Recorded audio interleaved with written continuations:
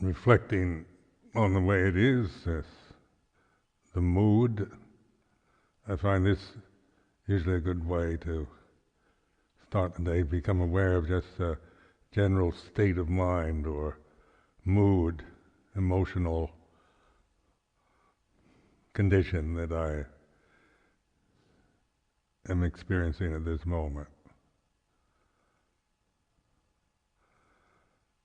Because as we wake up or we early in the morning, people are affected differently, so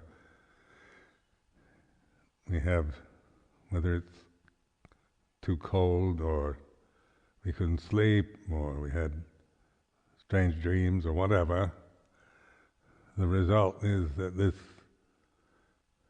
moment here and now, this general mood of the mind is like this.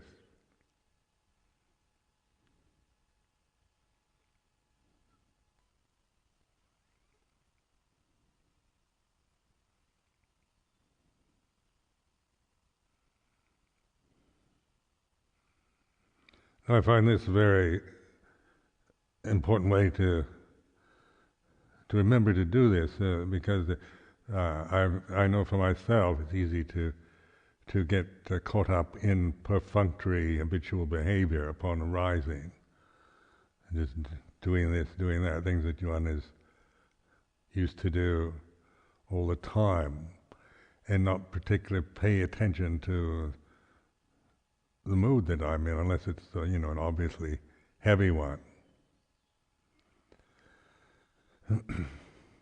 It's not that one even has to define the mood, it is just to have that attention of observing, being the Buddho, the knower, rather than the person with the mood.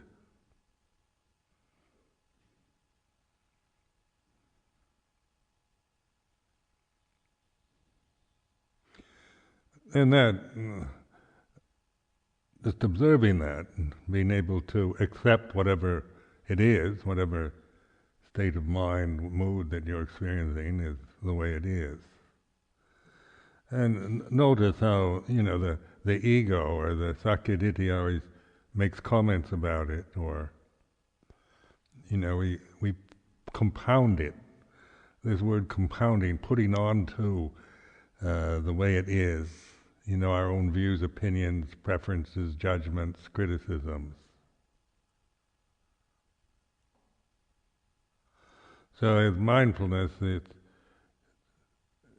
we're not trying to compound or make it more than what it is, or criticize it or judge it, but to recognize it. This is like Buddho, Dhammo, Sangho, the three refuges.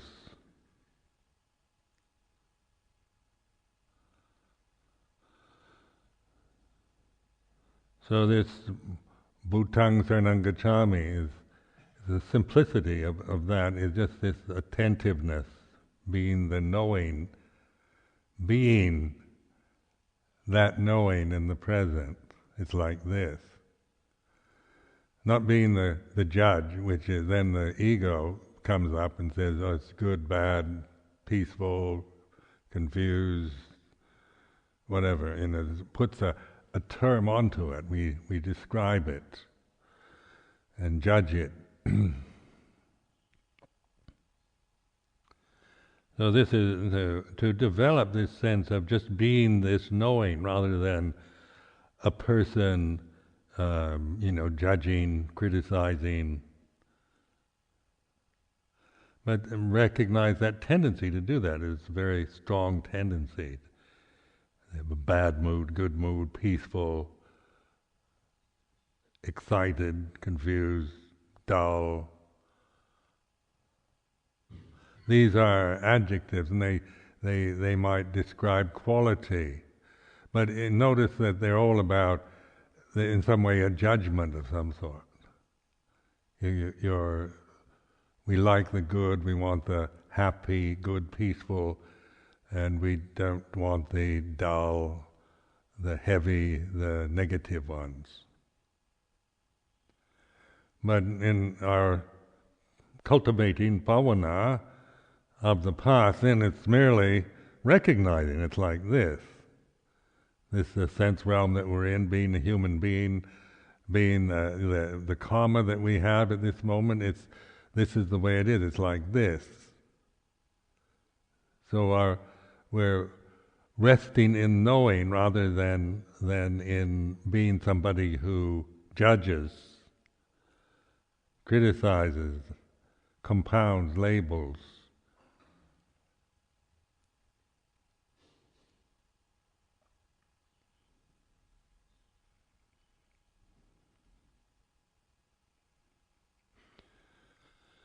So this sense of Buddho, being pure consciousness, before you become an individual, a personality.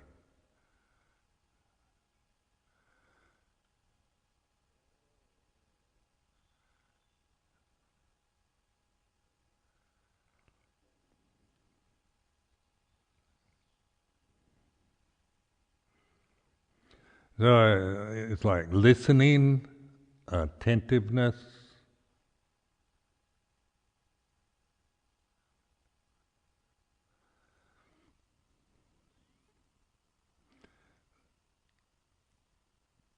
being the knowing Buddho, knowing Dhamma, rather than somebody knowing about the world. So when we operate from the conditioning, then we're individuals, we're personalities, we have tendencies that we identify with, we have horoscopes, we have views and opinions, on and on like this. So we become all kinds of things, conditioned phenomena, and then we create the world with that. That's our world that we live in, is what we create.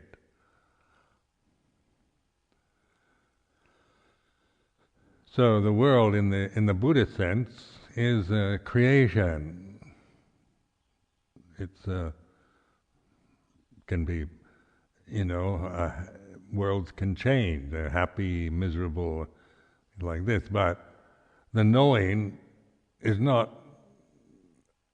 doesn't depend on the world being a happy world.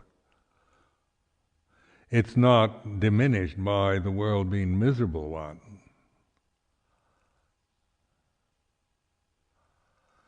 So that's why this sati sampajanya, satipanya, Buddho, knowing the reality, Dhamma, knowing the real, is like this. And then Dhamma is all the unborn, uncreated, unconditioned, unoriginated. But when we forget that, and we don't recognize it, then we are with the born, the created, the originated. That's the world that we live in, that we suffer from. And that each one of us creates our own world. We assume we're all living in the same world, but in reality, we each have our own creations. How I see things at this moment, my personal preferences, biases, tendencies, values, are not going to be the same as yours.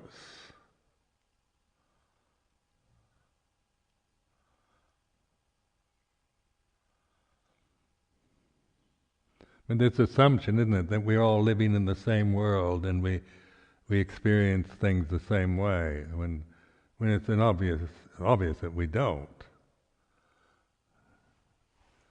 And that's why the relationship between human beings can be so difficult, because we expect that we assume, we make this assumption that we're all in the same world when we're not.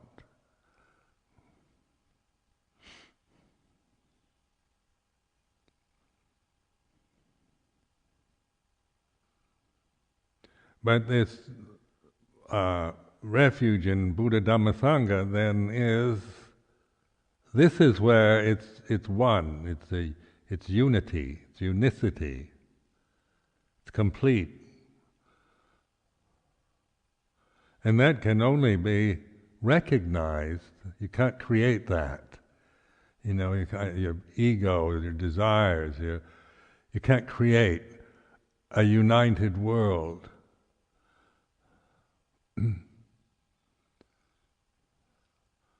Because the world is all about differences, separation, different karmas, attitudes. There's so many things affecting each one of us at this moment on a personal condition level. We never kind of sort it out so we're all thinking the same thing and have the same view at the same moment. And so the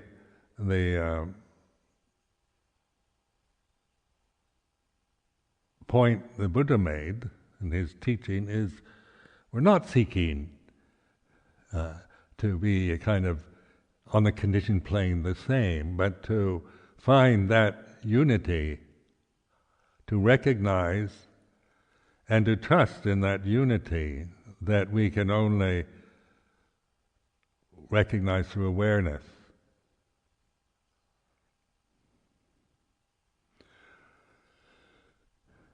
The unborn, uncreated, unformed, unoriginated, the unconditioned, Dhamma, amatta Dhamma.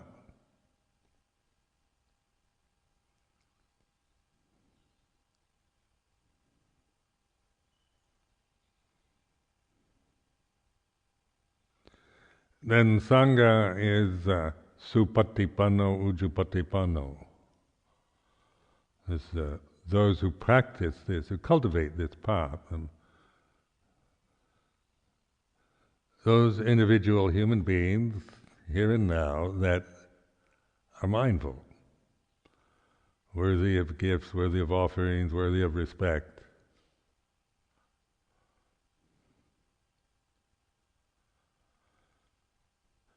The 4 pairs, the 8 kinds of noble beings, the traditional chants. So that this, how far you want to take this Buddha Dhamma Sangha paradigm is up to you. But this is like how to use a tradition as a useful tool. It's an expedient means. We're not, not into this position of saying our tool is the right one, and it's not judging right or wrong and putting down other religions or other ways of practice. But it's like developing skill with the convention that we have here. So it's how to use this convention, this Theravada Buddhism, Pali Buddhism, for how to use it skillfully and not become a Theravadan Buddhist or committed to, because once we commit ourselves to a convention out of ignorance, then we are caught in the usual turmoil of views and opinions about preferences and biases and prejudices that arise from being attached to a condition, looking at all other conditions from a bias, from a particular angle or a view that we personally prefer or are bound into, attached to. But with awareness, it's not about having a view about anything. It's not forming things and judging conventions as the best or the worst or right or wrong.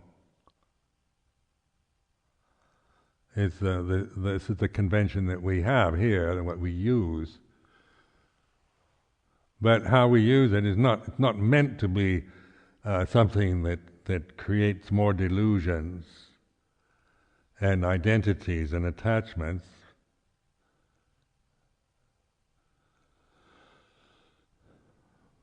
So how do we use the convention is by making it work for us, it's a reminder. Like this morning, when I come into the temple, I usually go over to the shrine for Luang Por Chah and light the candles, incense, and bow. Is this right or wrong, or good or bad? It is what it is. But it is, it's a way of starting the day, of respecting the teacher.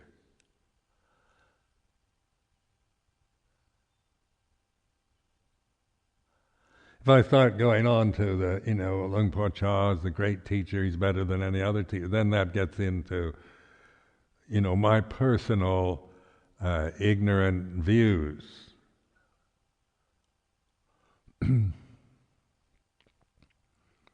I've got to make my teacher the best teacher. That is definitely Sakya Ditti. But using the effigy of Luang Por Chah, candles, lighting candles, incense, it's just beautiful gestures, gracious gestures, mindfully performed way to live one's life in the samana life.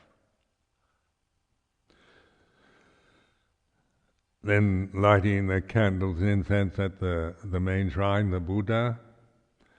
Then there's the relics, the Buddha relics on the shrine. All these are sacred relics in that reliquary. And that, then the Western mind comes in, are they really relics of the Buddha, or is this just superstition? So we can get caught into our critical mind, doubting, thinking it's all hocus pocus. We might form, strong views, we don't believe in relics. Or maybe we'll believe relics. We think they're powerful. We can project onto that reliquary all kinds of supernatural powers and great significance.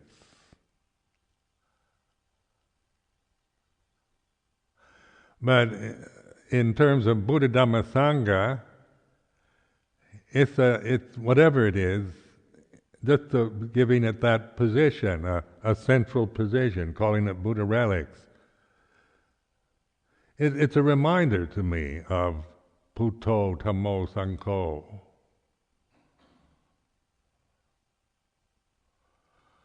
So it's not up to me personally to decide whether they're the real thing or not, or whether is this old kind of superstition in Buddhism, or is it just make believe, or is it real? Is it necessary to go into that? The point is, using this tradition, this form, is not about forming views about it, but to be able to see the views that we do form about it from this position of Putto, Dhammo, Sangho.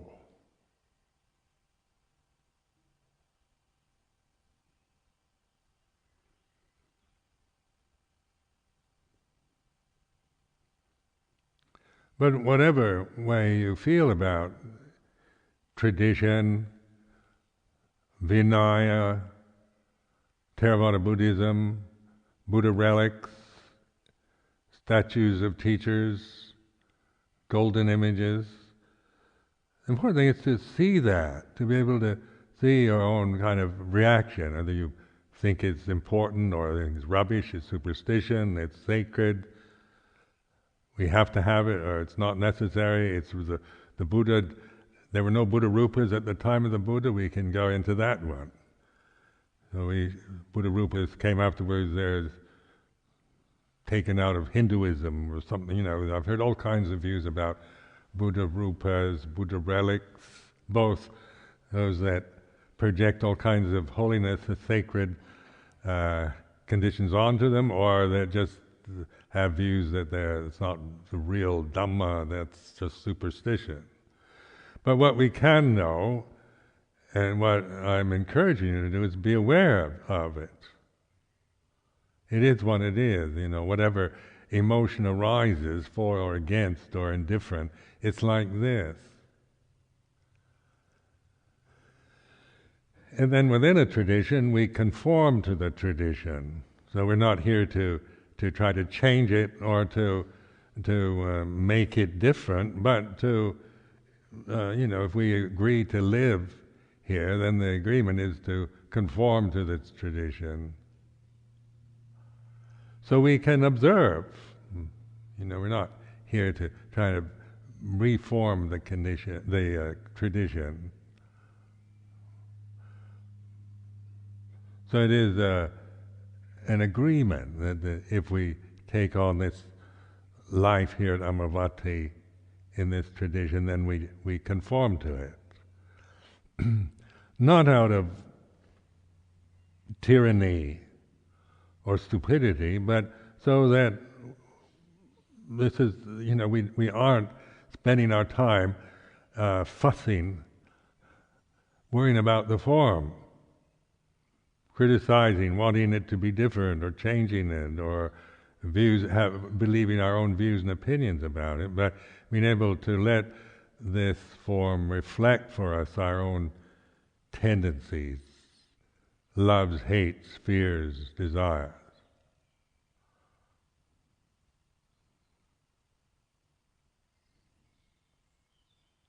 So it is like its foundation is morality.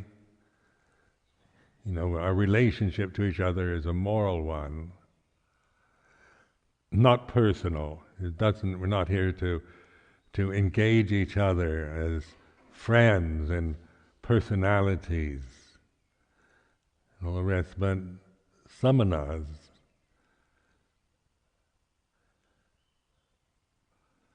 Finding that the way we relate on the worldly level is through the vinaya, through the moral precepts. So our relationship is a trusting one, where we know we're not, the celibate life, the determination to be honest and so forth is our intention. Relating to each other in this way, in the conventional form of Buddhist Sangha. Supatipanno then is practicing, cultivating awareness. It's not becoming a monk or a nun, it's about cultivating.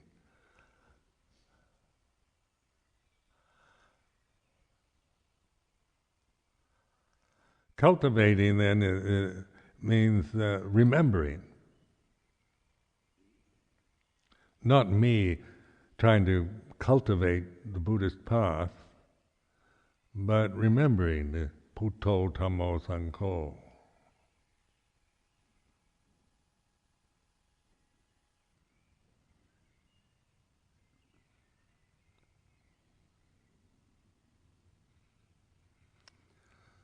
Listening to the sounds of the morning, the birds waking up.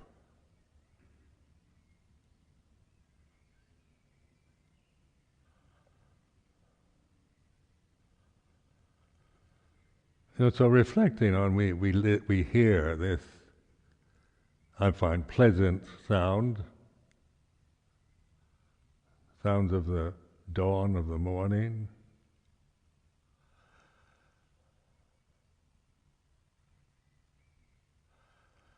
But that which is aware of the sounds of the birds.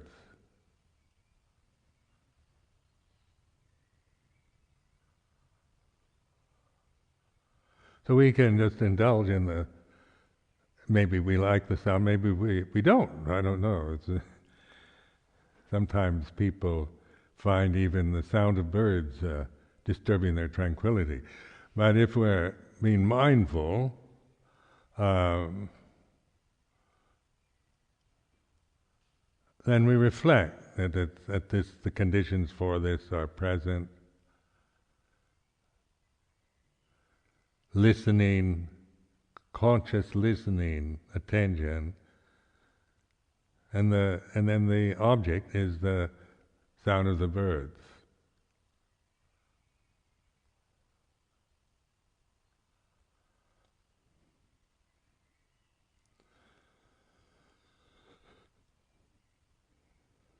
So that is, that which is aware. If I start indulging in, isn't that beautiful? I love that. I love springtime when hear the birds singing, the flowers blooming, and when we get carried away into maybe personal views about springtime, but in this reflective mode, as reflecting that which is aware of that, it's conscious. We're not creating it into some kind of personal thing anymore by indulging in, isn't it beautiful and whatnot, but just noticing attention to something that has arisen on its own.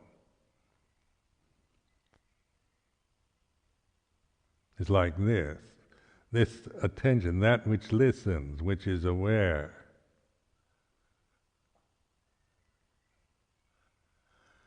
Before you go into your own personal liking or disliking of it, or ignoring it.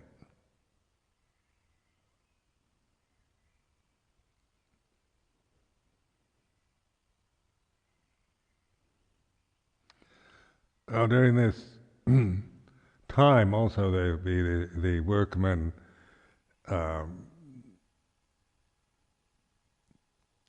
here during the day.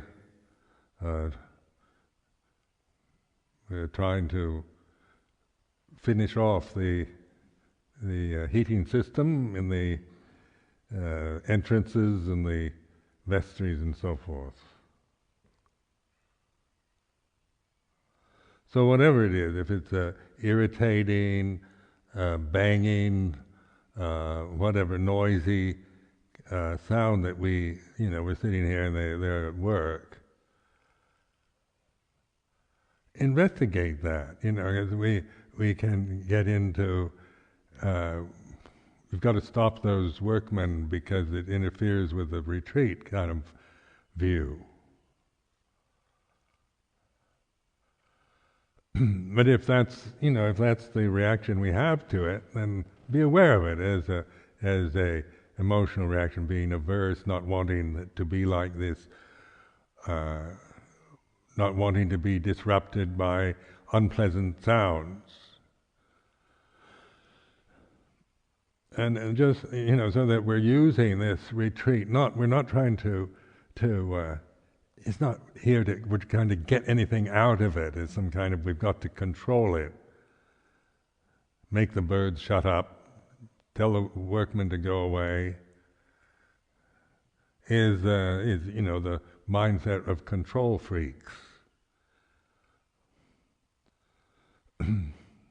So we don't want to be, we're not here to try to control it, but to use the way it is. Whether it pleases us or doesn't is not the issue. It is like this.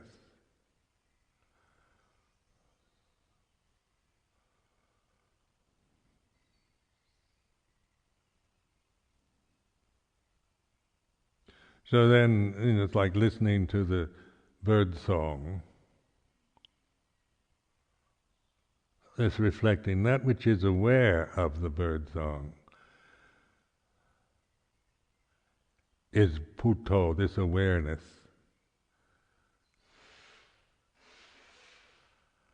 The same would apply, say, if the noise from workmen. This awareness is what I encourage you to recognize, to really notice. It's just this attentive, broad spectrum, all-encompassing awareness, which includes everything, whether it's pleasant sound of birdsong in the morning or noisy, cacophonous sounds of workmen repairing the heating system. It's not about seeking, holding on to the beautiful and trying to get rid of the ugly, but our refuge is in this awareness, which has no boundary. It includes both pleasant, unpleasant, good, bad, right, wrong.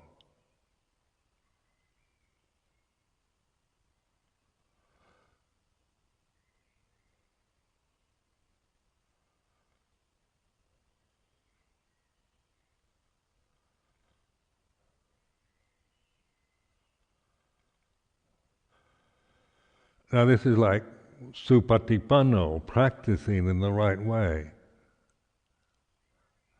The control freak mode is not supatipanno, Shut up and don't bother me is not bhavana. It's it's certainly it's me trying to control the situation because I only want that which I like around me. I don't want anything disruptive, unpleasant around me at this moment. That's Sakya Ditti.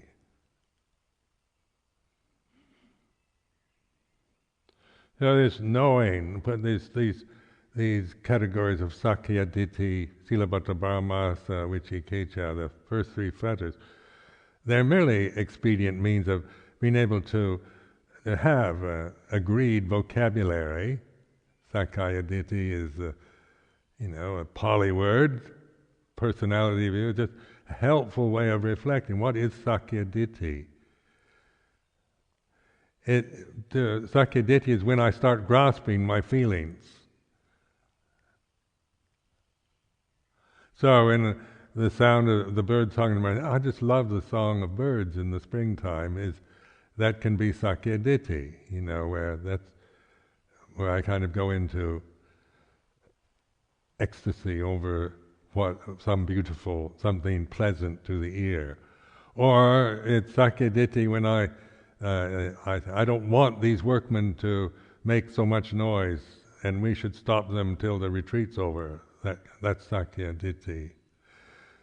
But awareness of that feeling, I don't want those workmen to make any noise, is like this. Awareness is not Sakya Ditti.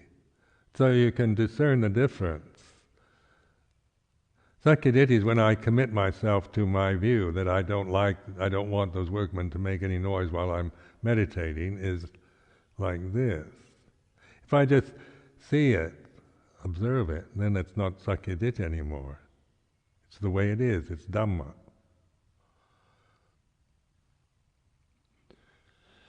So just to recognize that this mindfulness, it includes, it's all inclusive, it's not exclusive. When we get into our critical faculties, then we divide everything. The critical mind is about division, separation, differences, right and wrong, what is the best or the worst. That's the conditioned realm in its various qualities, and our own particular emotional views, opinions, habits around the conditions that we're experiencing. So then the Sakya Ditti is then the blind attachment to these views. But being able to see Sakya Ditti, that which is aware of Sakya Ditti, is not that. Awareness of the ego is not the ego. And so to affirm this, to really discern this, know this, appreciate this ability each one of us has to discern the sound of the bird and the awareness of that.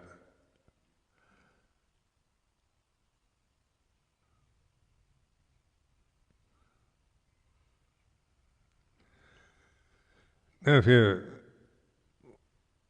pay attention to the body, I encourage that awareness of the body, because the body is an obvious condition, nothing subtle about it.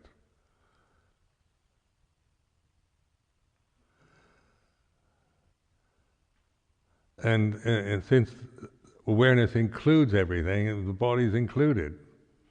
They're not trying to ignore it or escape from it, but to include it, the body, the breath, mental state, the sensory impingement, pleasant or painful. So many of us are quite mentally conditioned, to create our mental worlds which we live in, where the body can be kind of ignored or dismissed.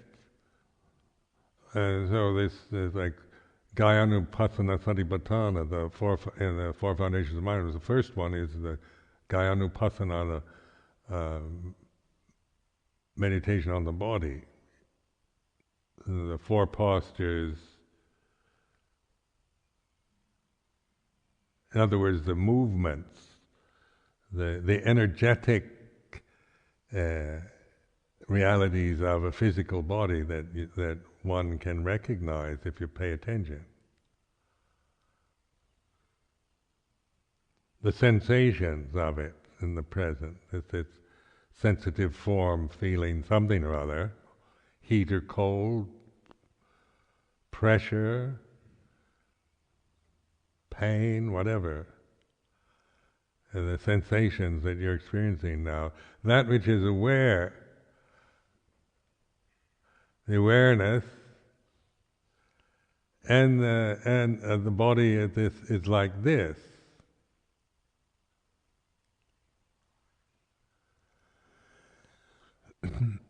Then when I do this kind of reflection, then more and more the body I'm aware of it. It is in the consciousness. Then it's not just pushed aside, ignored. I can be aware of it, of any tensions, tenseness, painfulness, pressures, all that I begin to recognize. And the point is, when we recognize this, then we can always try to get rid of the pain or the pressure or the tension. But I encourage you to just accepting it the way it is. If you're feeling tense, don't say I should relax, but just accept the tension. It belongs. If that's what's present at this moment.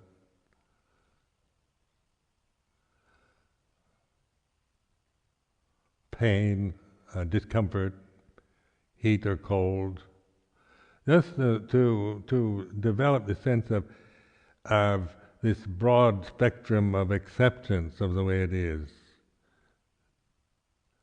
where everything belongs, it doesn't matter whether it's good, bad, right or wrong. It's like this.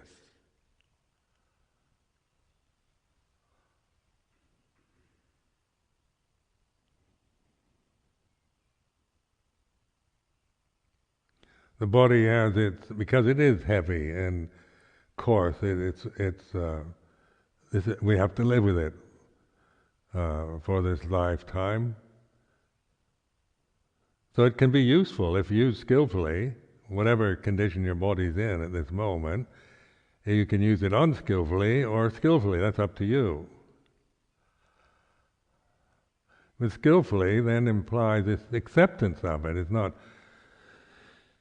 Unskillfully is trying to get rid of this and change this and coming from views about how you'd like to be or how you want your body to be, or maybe you don't like your body, you just like to forget it and then live in a mental world.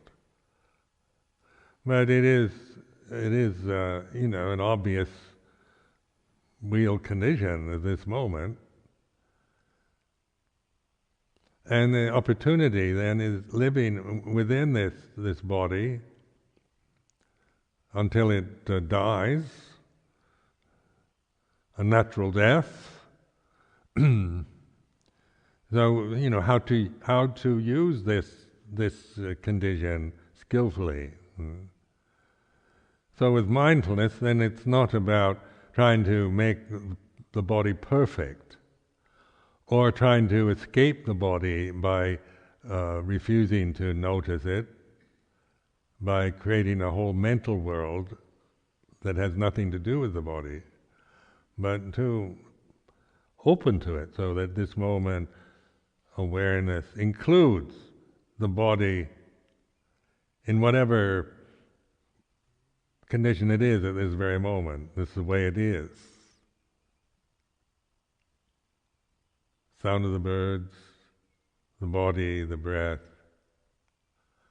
the mood, the emotional mood that's present is like this. So this is like allowing things to be what they are.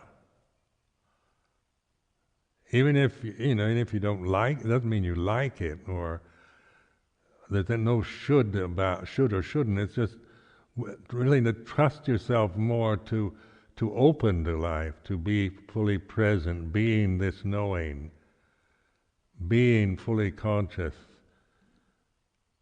and whatever enters your consciousness at this moment, it belongs.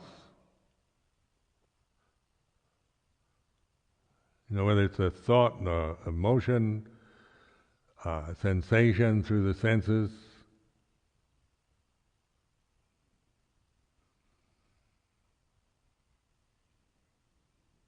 And of course, this is what real saddha, in the Pali word saddha, faith or trust, is. It's not a kind of fatalistic, negative thing. It's an opening, receptive, allowing the conditions to be what they are, rather than being somebody who's always trying to sort them out, get rid of the bad and hold on to the good.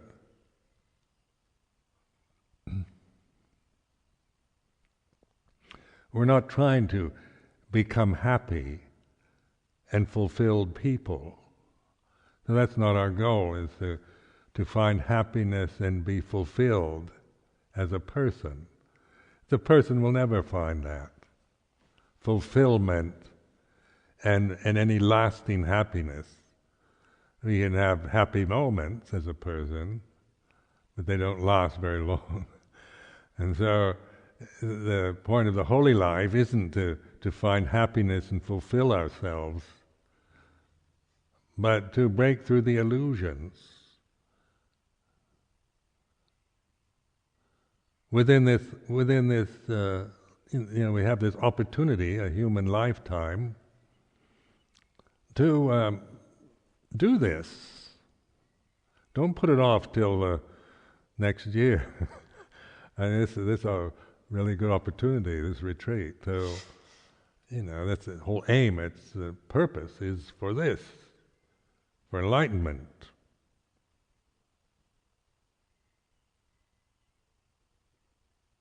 Like consciousness and light really amount to the same thing, isn't it? So light, consciousness.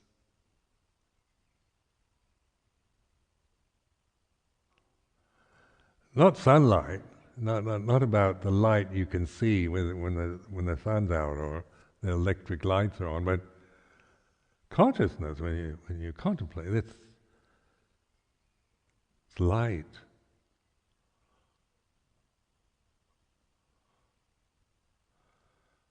It's pure. It's not me. It's not sakkaya ditthi. It's not about me being enlightened or being anything. It's just natural. It's Dhamma. It's the way it is. So it's in recognizing. It's like this.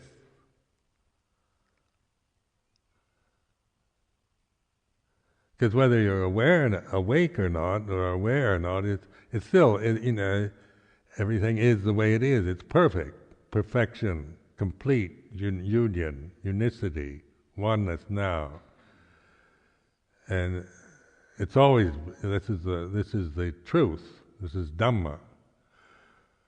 But out of ignorance, we forget that, so we get caught up in our conditioning, our loves and hates, greed, hatred, and delusion,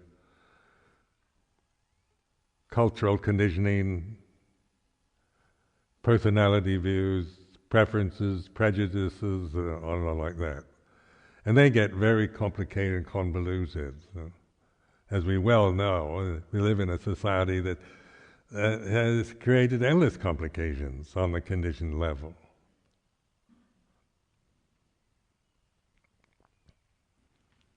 The information age, a time where you can get information about almost everything. on your computer. So, I mean, it's a magical time for conditioning. Now, how to put that conditioning in its proper place so that we're not becoming addicts to computers or just having to accumulate endless useless information, or just caught in habitual behavior, helpless victims of our habits. Because that's sometimes how it feels. On a personal level, you feel kind of victim of life, or kind of, trapped in a realm that you don't like. Fear, anxiety, worry. So then there is the unborn, uncreated, unformed, unoriginated. Therefore there's the escape from it. And that escape from the escape from the born, the created, the originated, the conditioned, escape is what? The escape then is not suppressing the conditions, not in running away from them, but from recognizing them.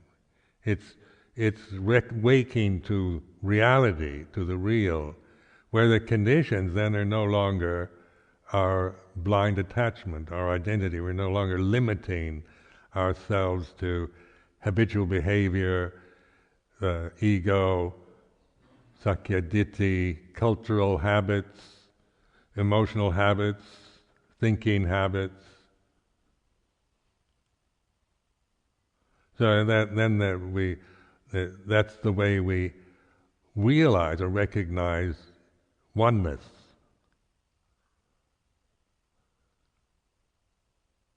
Which is perfect, complete. It's not about having to do anything or become anything, but awakening. And that's the kind of magic of being a human being, is that we have this ability, very clearly proclaimed by the Buddha 2,552 years ago in India. Amazingly wise teaching. It's not New Age views about anything. It's an ancient teaching. The ancients knew this, the sages.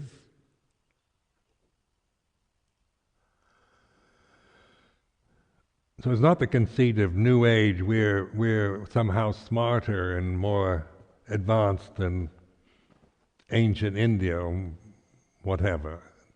I mean, that's cultural conceit, isn't it? Where we think we're so much more advanced than those primitive days, ancient times. Because this teaching isn't about ancient times or modern, it's not about progress or civilization advancing. It's about seeing things as they are. Discerning. This is the unborn, uncreated, unformed, unconditioned.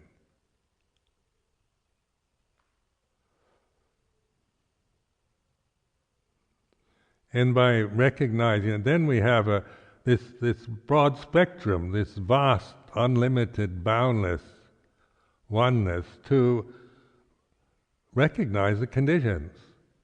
Subtle ones, coarse ones, whatever they might be, whatever arises in your consciousness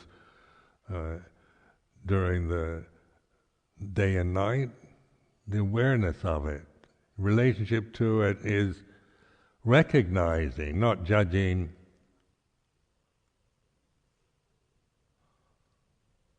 So it's a metta, acceptance of even the miserable. It's not a passive, fatalistic acceptance, but it's allowing the miserable, the painful, the ugly to be what it is. So that it's nature's, it's impermanent, it's not self.